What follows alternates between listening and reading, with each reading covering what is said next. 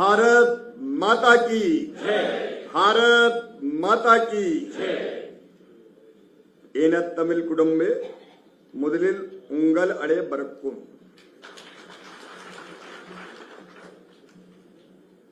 आज अद्भुत दृश्य है।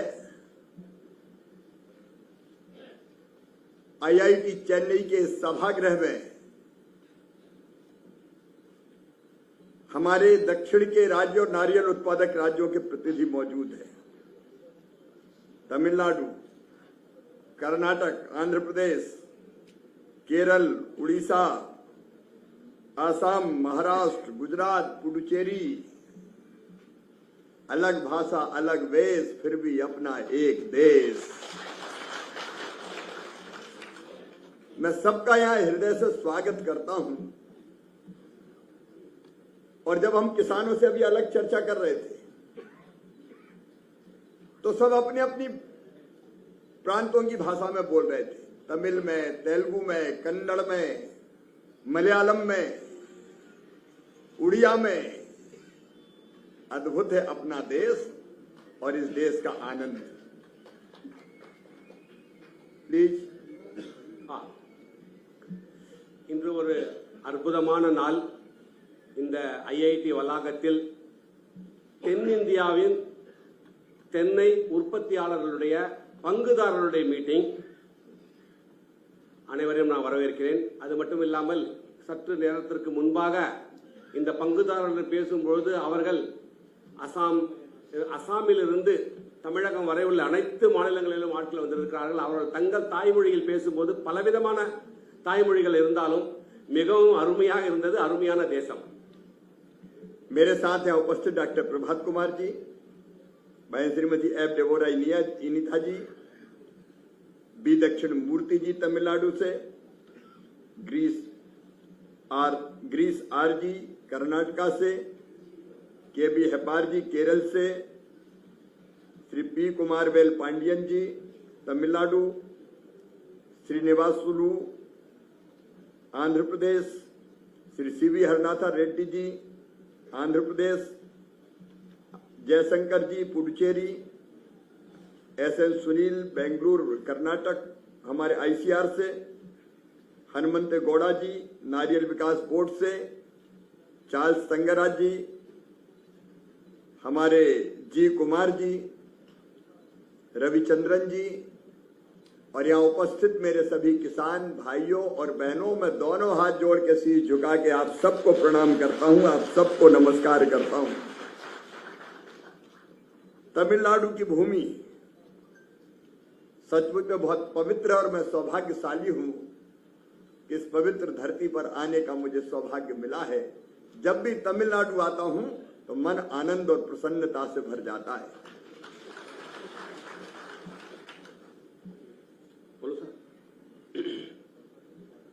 தமிழ்நாடு ஒரு புண்ணிய பூமி. இந்த பூமிக்கு நான் எப்பொழுதெல்லாம் வரும்பொழுது எனது மனம் மிக்க மகிழ்ச்சி பெருமகிழ்ச்சி அடைகிறது.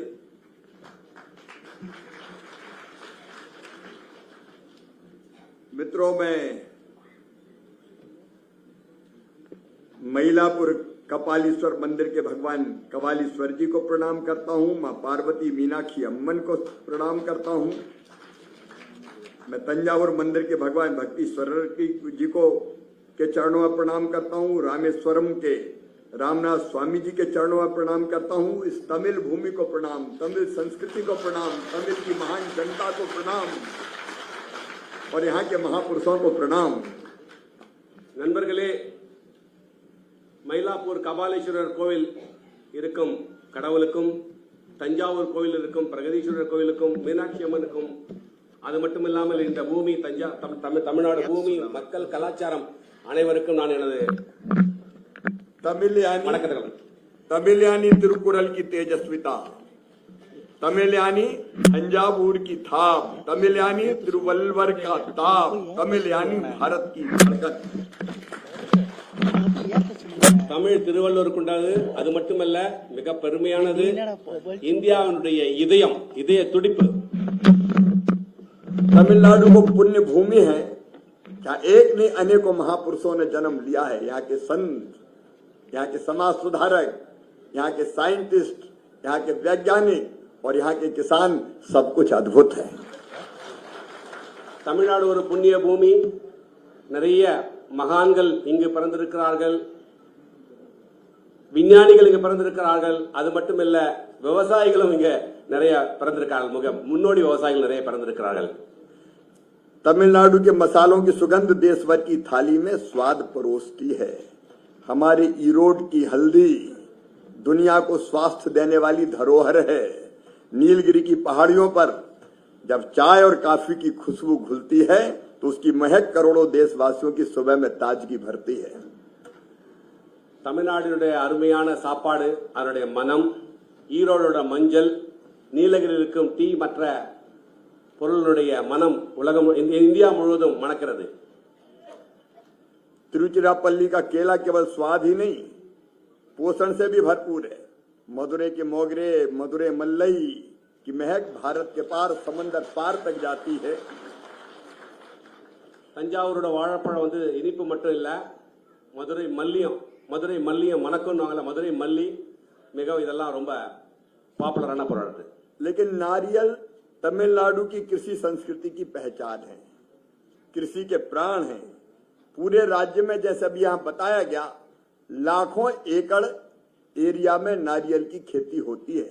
और न केवल तमिलनाडु बल्कि तमिलनाडु के अलावा कर्नाटक हो, केरल हो, आंध्र प्रदेश, तेलंगाना, महाराष्ट्र, उड़ीसा, गोवा, पश्चिम बंगाल, पुडुचेरी, आसाम, इन राज्यों में भी नारियल की फसल बहुतायत से हमारे किसान भाई और बहन लगाते हैं। लेकिन नारियल इस समय संकट में है। अभी अलग अलग राज्य बता रहे थे, किसानों से भी हमने चर्चा की। नारियल की फसल अनेकों कठिनाइयों का सामना कर रही है। उनमें से एक बड़ी कठिनाई है हमारे 60 साल पुराने बाग, उनमें लगातार उत्पादन घटता जा रहा है। उत्पादन घटता है तो किसान का प्रॉफिट भी घटता है, उत्पादन घटता है तो किसानों की आय भी कम होती है। தேங்காய் என்பது தமிழ்நாட்டினுடைய பாரம்பரியம். தமிழ்நாடு மட்டுமல்ல, கேரளா, கர்நாடகா, ஒரிசா, அஸ்ஸாம் ஆகிய அனைத்து மாவட்டங்களிலும் இது பயிரிடப்படுகிறது. அது மட்டுமல்ல, இப்பொழுது உங்களுக்கு தெரியும், இந்த விவசாய குடும்பங்கள் இதை செய்து கொண்டிருந்தாலும் 60 வயதான மரங்கள் தங்களுடைய உற்பத்தியை குறைப்பதனால் அந்த உற்பத்தியை கூட்டக்கூடிய நிலைமையில் நாம் இருக்கிறோம். दूसरी तरफ कई तरह की बीमारियां, अभी व्हाइट फ्लाई की बात आई, रूट बिल्ड की बात आई। मैं पिछले दिनों कर्नाटक आया था, तमिलनाडु भी आया था। तब मैंने रोगग्रस्त पेड़ देखे थे, पत्ते पीले पड़ गए, उत्पादन घट गया और किसान केमिकल कीटनाशकों का जितना उपयोग करता है उससे उतना फायदा नहीं होता।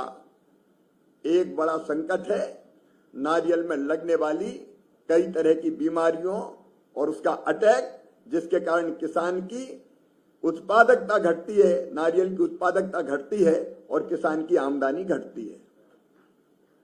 அது மட்டுமல்லாமல் இந்த தேங்காயில் பூச்சிகளுடைய தொல்லையின் காரணமாக தேங்காய் உற்பத்தி குறைகிறது. நான் இதற்காக கர்நாடகா, தமிழ்நாடு சென்று அங்கு இருக்கும் பாதிக்கப்பட்ட மரங்களையும் கண்டுள்ளேன். இந்த பூச்சிக்கொல்லியினால் உற்பத்தி குறைவதனால் வியாபாரிகளுடைய வருமானமும் குறைகிறது.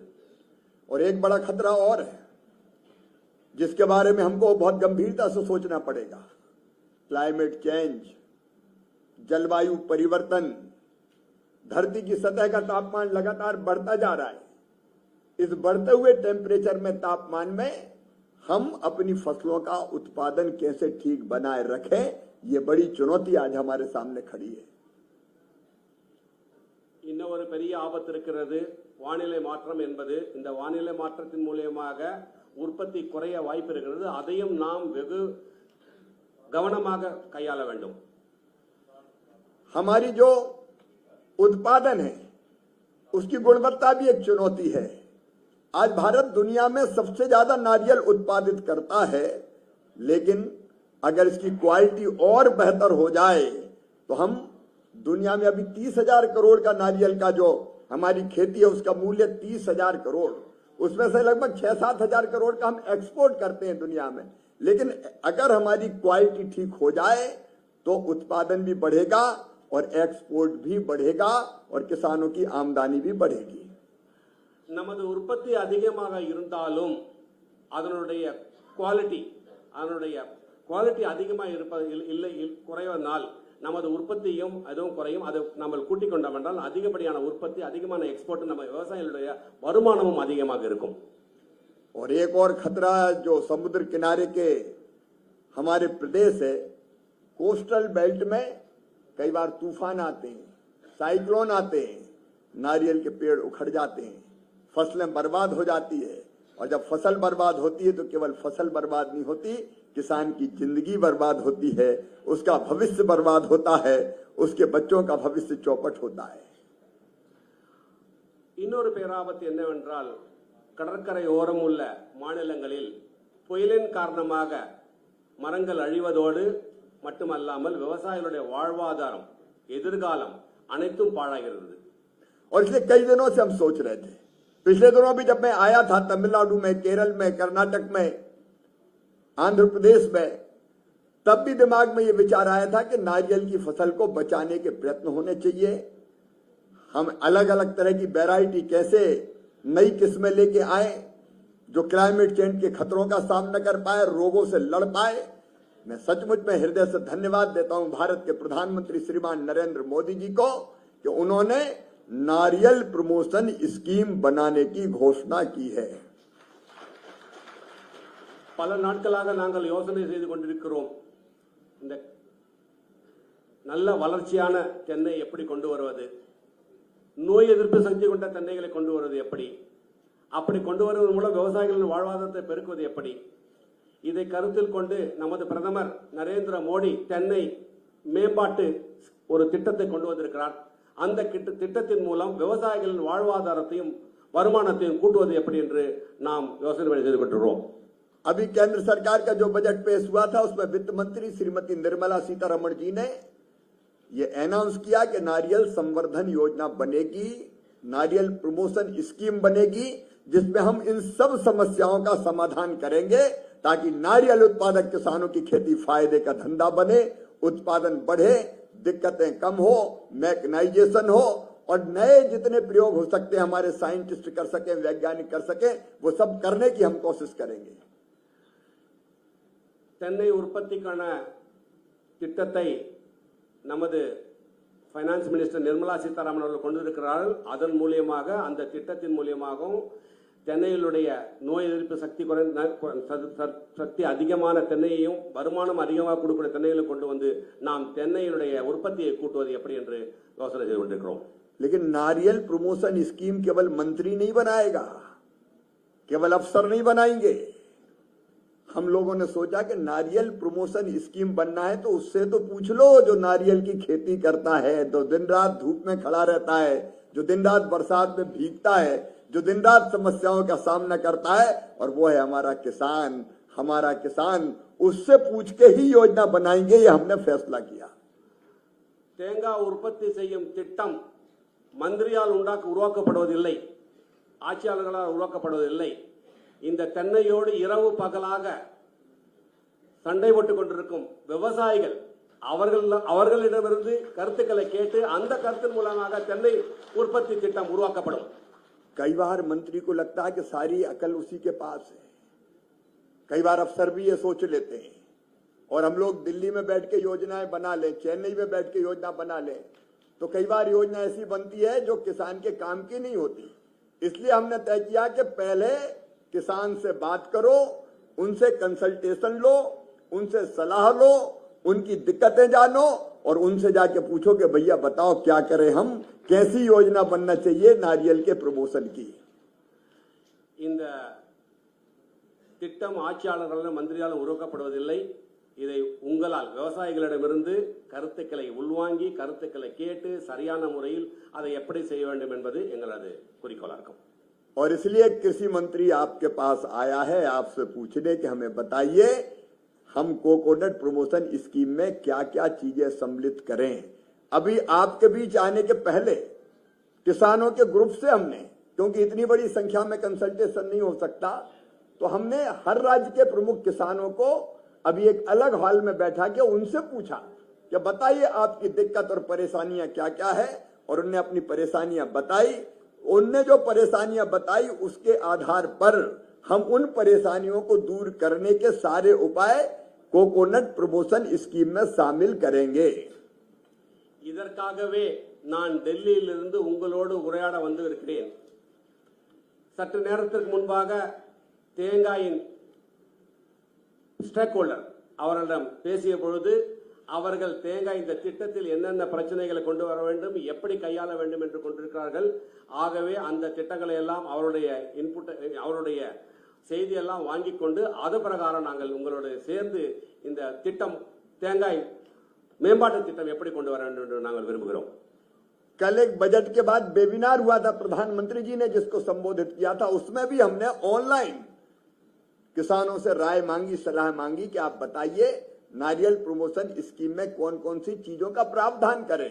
अभी यहां भी कई तरह के सुझाव आए, जैसे किसी किसान भाई ने कहा क्लस्टर फार्मिंग होनी चाहिए, किसी ने कहा कोऑपरेटिव को बढ़ावा देना चाहिए, किसी ने कहा मैकेनाइजेशन को बढ़ावा देना चाहिए, कई लोगों ने बताया रूट बिल्ट और व्हाइट फ्लाई जैसी जो बीमारी है उनको कंट्रोल करना चाहिए। நேற்று பட்ஜெட் கூட்டம் முடிஞ்ச உடனே ஒரு காணொலி கோட்சி நடந்தது. அந்த கூட்டத்தில் நான் கேட்டது இதுதான், இந்த தேங்காயோடைய ப்ரொடக்ஷனை அதிகப்படுத்துவது எப்படி. அதுல சில பேர் சொன்னாங்க இயற்கை முறையில் நீங்க பண்ணுங்கன்னாங்க, சில பேர் சொன்னாங்க கோஆபரேட்டிவ் மூலியமா தேங்காயை வாங்குங்க சொன்னாங்க, சில பேர் சொன்னாங்க மெஷினரி அதிகமாக கொடுங்க சொன்னாங்க. இது எல்லாத்தையும் நாங்க கேட்டு வாங்கி வச்சிருக்கோம். कई लोगों ने नई वैरायटी की बात की कि आप ऐसी नई वैरायटी बनाइए जो इन बीमारियों का मुकाबला कर सके। सेंटर ऑफ एक्सीलेंस कई होने चाहिए, ये चर्चा यहां पे हुई है। केमिकल से कंट्रोल करने के बजाय बीमारियों को बायो कंट्रोल की तरफ बढ़िए, ये सुझाव भी आए। नारियल से कार्बन कैसे बने उसके सुझाव भी सामने आए। फिर नारियल केवल नारियल में तेल ही नहीं है, गिरी नहीं है केवल, कोपरा बाल कोपरा इसका तो महत्व है, लेकिन नारियल तो कल्प वृक्ष है। कल्प वृक्ष, इसमें जीरो वेस्ट है, इसकी हर चीज उपयोगी है। तो कई ने यह कहा कि केवल तेल नहीं, केवल गिरी नहीं, केवल कोपरा नहीं, आप बाकी चीजों का उपयोग भी कैसे बेहतर कर सके इसका इंतजाम भी कीजिए। சில பேர் புதிய ரகங்களை கொண்டு வர சொல்லியிருக்கிறார்கள். அது மட்டுமல்ல, பயோ கண்ட்ரோல் என்ற முறையை நோக்கி போவதற்கு செய்திகளை கூறியிருக்கிறார்கள். தேங்காய் எண்ணெய் மட்டுமல்ல, தேங்காய் பால் மட்டுமல்ல, தேங்காய் ஒரு கற்ப விருட்சகம். இதில் உள்ள அனைத்து பொருள்களும் கரியில் இருந்து அனைத்து பொருள்களும் பயன்பாட்டுக்கு உள்ளது. कई मित्रों का इंटरक्रॉपिंग, अब नारियल के दो पेड़ के बीच में जगह काफी खाली होती है, तो कोको हो या बाकी चीजें हो कौन कौन सी लगाई जा सकती है, उस पर भी आप विचार कीजिए। उस पर सरकार क्या कर सकती है उस पर आप सोचिए। वैल्यू एडिशन मतलब और भी जो चीजें हैं नारियल की, वेस्ट कुछ भी नहीं है, उनसे कौन सी चीजें बन सकती है, इस पर भी आप विचार कीजिए। यूरिया डीएपी की जगह गोबर की खाद, बर्मी कंपोस्ट का उपयोग कीजिए। और कई किसानों ने सुझाव दिया कि पीडीएस में नारियल का तेल क्यों नहीं दिया जा सकता, पीडीएस में नारियल का तेल भी शामिल करना चाहिए। அது மட்டுமல்ல, ஊடுபயிராக கோகோ அல்லது பெப்பர் அது மாதிரி பயிர் இருக்கும்போது அவருடைய வருமானம் கூடும். அது மட்டும் இல்லாம இந்த தேங்காயுடைய மதிப்பு கூட்டல் அதை செய்யணும்னு சொல்லியிருக்காங்க. ஒரு விவசாயி சொல்லியிருந்தாரு, நீங்க குடும்ப அட்டை கொடுக்கிற பாமாயிலுக்கு பதிலாக தேங்காய் எண்ணெய் கொடுத்தீங்கன்னா ப்ரொடக்ஷனும் கூடும், வருமானமும் கூடும் இருக்காங்க. और कई किसानों ने यह भी कहा कि साइक्लोन में नारियल के पेड़ बर्बाद हो जाते हैं, फसल खराब हो जाती है, तो फसल बीमा योजना में नारियल को भी शामिल करना चाहिए। சில விவசாயிகள் கூறியிருந்தால் புயலால் தென்னை மரங்கள் பாதிக்கப்படும் பொழுது அதற்குண்டான பயிர் காப்பீட்டின் மூலமாக நாம் அதனை பாதுகாத்து தேவையான இழப்பீடுகளை நாம் பெற வேண்டும் என்று கூறியிருக்கிறார்கள். ऐसे कई सुझाव आए, कल वेबिनार में भी आए, आज आपके बीच से भी आए। और अगर आपको भी कोई सुझाव देना हो तो आप चूकिएगा मत। हम आपको प्रभात वो नंबर यहाँ पे आ जाए तो सब नोट कर ले, जहां सुझाव देने हैं, लिख के भी अगर सुझाव भेजने हैं, अगर ईमेल करना है तो वो हमको यहाँ किसानों के बीच जाहिर करना चाहिए। कि आप यहाँ ईमेल कीजिए, आपके नारियल बोर्ड का वो नंबर बताइए जिससे किसान सीधे ईमेल कर सके। और मैं आपको विश्वास दिलाता हूं कि आपकी एक एक चिट्ठी और एक एक सुझाव को मैं खुद पढ़ूंगा और आप अपनी भाषा में भी लिखिए, कोई दिक्कत नहीं, तमिल में, तेलुगु में, कन्नड़ में, मलयालम में उसको ट्रांसलेट कराऊंगा और उसको लागू करने में जो चीज लागू हो सकती कोई कसर नहीं छोड़ूंगा। நீங்க நிறைய விவரங்களை கொடுத்துருக்கீங்க. அது மட்டும் இல்லாம நான் இந்த கோகனட் போர்டோட சேர்மன்ட்ட கேட்கறேன். அந்த அவருக்கு உண்டான நம்பர், அதுக்கு உண்டான இமெயில் ஐடி எல்லாம் கொடுப்பாங்க. நீங்க அனுப்புற ஒரு செய்தியும் நான் சொந்தமா படிப்பேன், நானே படிப்பேன். அது மட்டும் இல்லாம நீங்க உங்க தாய்மொழியில எழுதி அனுப்புங்க. மலையாளமா இருக்கலாம், கன்னடா இருக்கலாம், ஒரியா இருக்கலாம், பெங்காலியா இருக்கலாம், நான் அதை படிப்பேன். मेरी स्पीच के बाद ये नंबर आपके साथ शेयर किया जाएगा, वो आप नोट कीजिएगा और सुझाव भेजिए, क्योंकि मैं चाहता हूं कि प्रधानमंत्री जी की जो इच्छा है वो पूरी होनी चाहिए।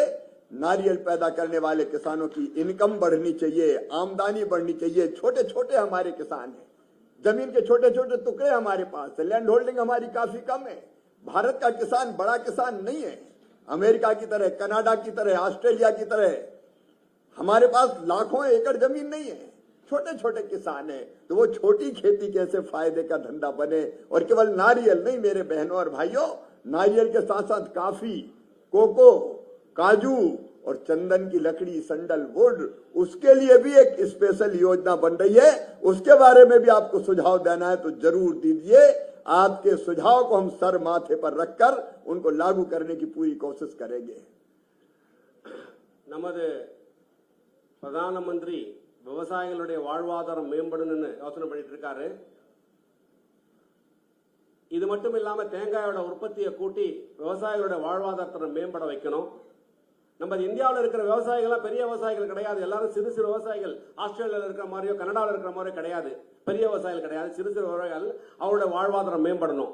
அது மட்டும் இல்ல, தேங்காய் உற்பத்தி மட்டும் இல்ல, நாங்க காஃபிலையும் யோசனை பண்றோம், கோகோலையும் பண்றோம், முந்திரிக்கும் பண்றோம். உங்களுடைய யோசனைகள் நாங்க எங்களுடைய தலையாய மந்திரமா எடுத்துக்கிட்டு அதை நாங்க எல்லாத்தையும் படிச்சு பார்த்துட்டு தேவையான மாற்றங்களை கொண்டு வருவோன்ற உறுதி அளிக்கிறோம் உங்களுக்கு. नॉर्थ ईस्ट में हम अगर की लकड़ी को भी प्रमोट करने का काम करेंगे।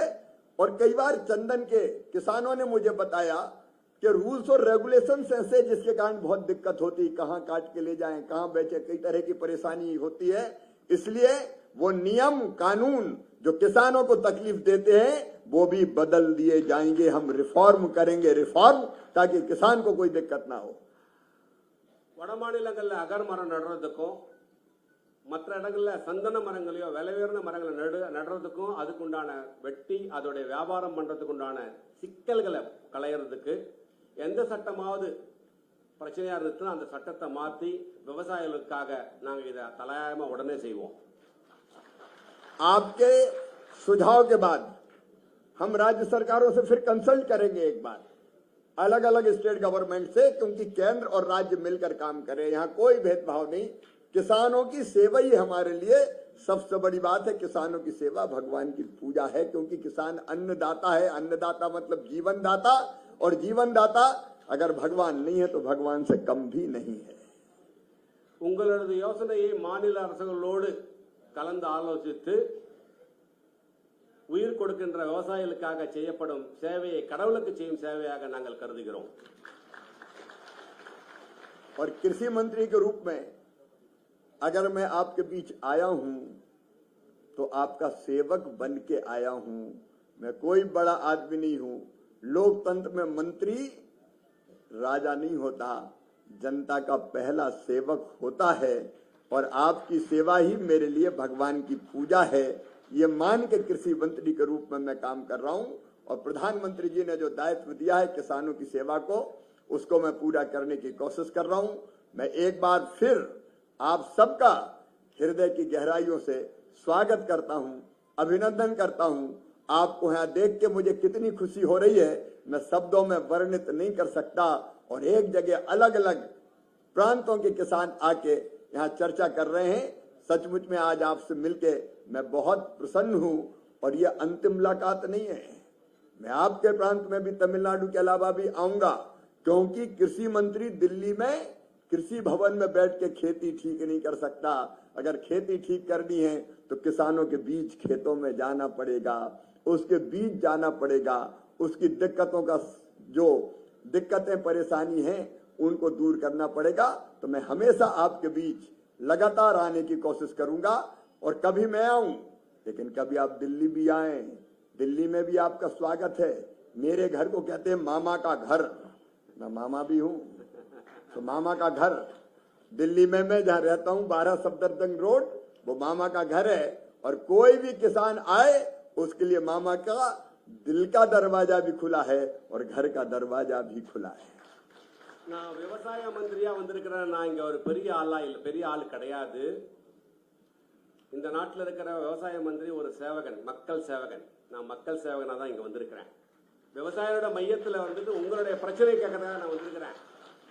அது மட்டும் இல்ல, என்னுடைய இதயபூர்வமான நன்றி உங்களுக்கு. என்னோட மாமான்னு சொல்லி கூப்பிடுவாங்க அவரை, மத்திய பிரதேசத்தில் அவர் மாமான்னு தான் கூப்பிடுவாங்க. அதனால மாமாவோட வீடு சப்தரஜங் 12ஆம் நம்பர்ல சப்தரஜங் வீடு இருக்கு. என் இதயமும் திறந்திருக்கு, என்னோட வீட்டு கதவும் திறந்திருக்கு. எப்ப வேணாலும் விவசாயி நீங்க வரலாம், என் வீட்டு கதவை தட்டலாம். உங்களுக்கு சேவை பண்றதுக்காக நான் வந்திருக்கிறேன். உங்களுடைய சேவை தான் எங்களுடைய சேவை. अच्छा, मामा तो ऐसा शब्द है कि उसके लिए अलग अलग भाषा में अलग अलग चीज नहीं, मामा तो मामा है, ब्रदर ऑफ मदर मामा। तो मामा का रिश्ता सबसे प्यारा रिश्ता।